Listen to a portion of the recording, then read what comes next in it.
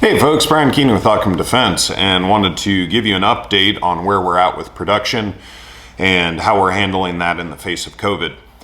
So the media is doing a remarkable job at making it seem like everybody can telecommute from home and that there's no worries anywhere and that things will just keep appearing. And as Elon Musk brilliantly said, you have to have people to make the stuff.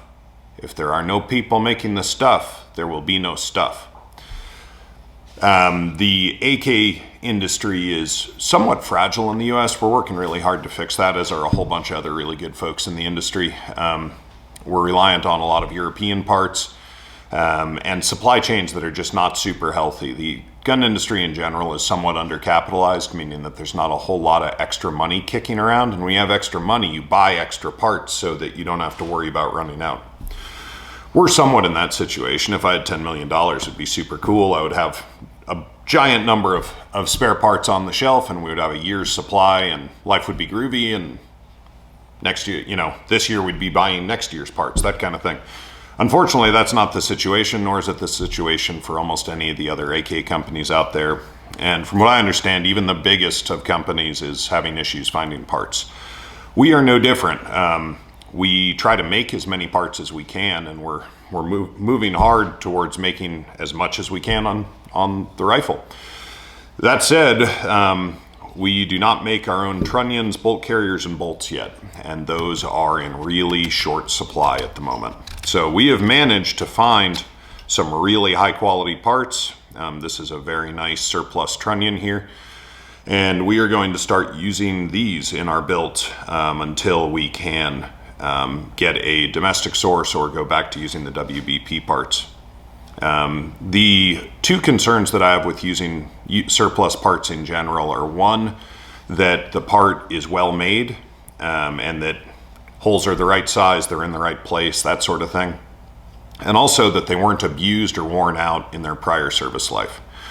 So in addition to doing a bunch of measurement inspections, we're also doing what's called magnetic particle detection, which is common in other parts of the industry. I believe M13 Industries does this on their parts already, but we're going to start doing the same thing as we move to using some surplus parts where needed in our guns. So the way magnetic particle detection works is that you spray a suspension, like a very runny mayonnaise, of magnetic particles in a fluid, kind of like a spray paint that's got little north-south magnets in it, would be a way of thinking about it.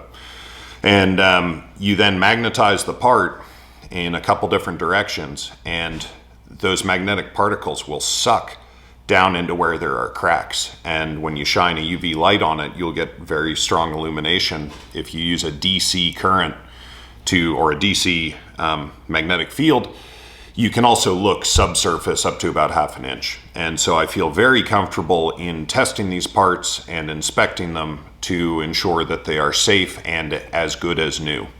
So my personal threshold for everything that we put on a gun is, will I be able to trust my life to this gun when it goes out the door?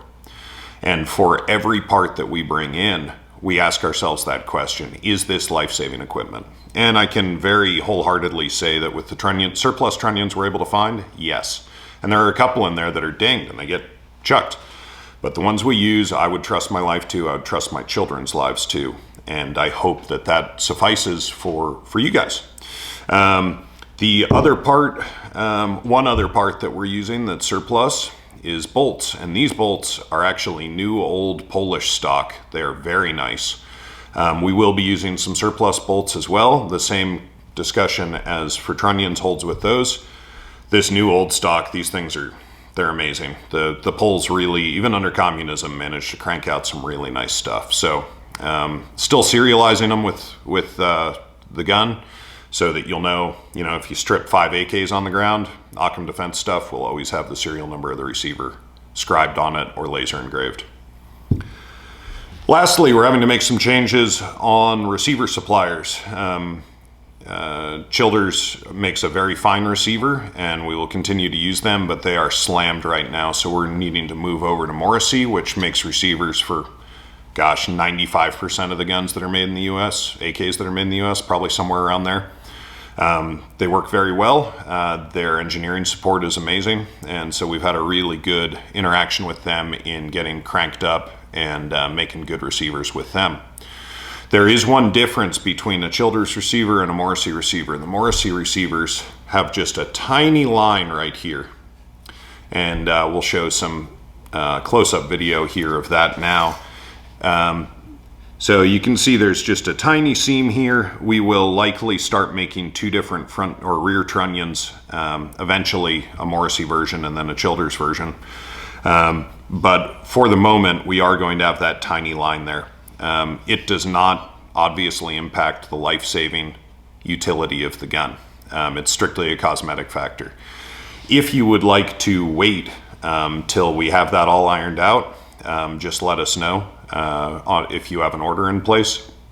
But it is a thing. However, it's a very small thing. So just want to let everybody know that, all things being equal, if we had all the time in the world, yeah, we'd throw out a whole production run of rear trunnions. But unfortunately, just with economics and what we're having to do to stay open, we need to make some small cosmetic compromises in the moment. So just to reprise, COVID, I think the reason things are going as well as they are right now is, as we record this, it's September 2020. We're about to come into the election, and things are it is really hard to do business, and a lot of people are still showing up to work and getting their jobs done despite what these yahoos are doing in the streets at night. And to all you guys, like our delivery guys, I'm thanking them all the time, and truck drivers who have to risk getting, hijacked when they're driving through one of these major cities. The port workers that are having to deal with these ridiculously accordioning loads, nothing coming in to everything being backed up from China.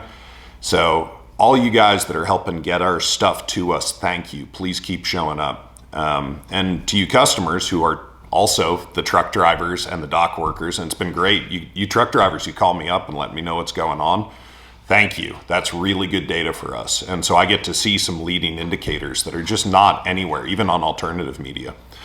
But that said, we are having to run just crazy right now because of the supply issues we're talking about, where our normal suppliers are just out or they haven't received their shipments or whatever. So our jobs are really hard right now. And I don't want to say we're falling down on getting back to people, but it's taking us much, much longer to get back to people than we would like. And to you folks who are waiting on answers, we understand that you guys are buying this to protect your families and your communities, and that this matters. So we take that really seriously, and we're sorry that we're not able to respond as quickly as we would like to. But please know that our whole mission at this point is to get as many life-saving guns into the hands of good people as possible. And so we thank you for your support in that, and we also thank you for your understanding. My wife, the administrator and customer service lady, wants me to personally thank you guys for all of your support and patience with us. All right, guys, thank you very much. Brian Keeney with Occam Defense.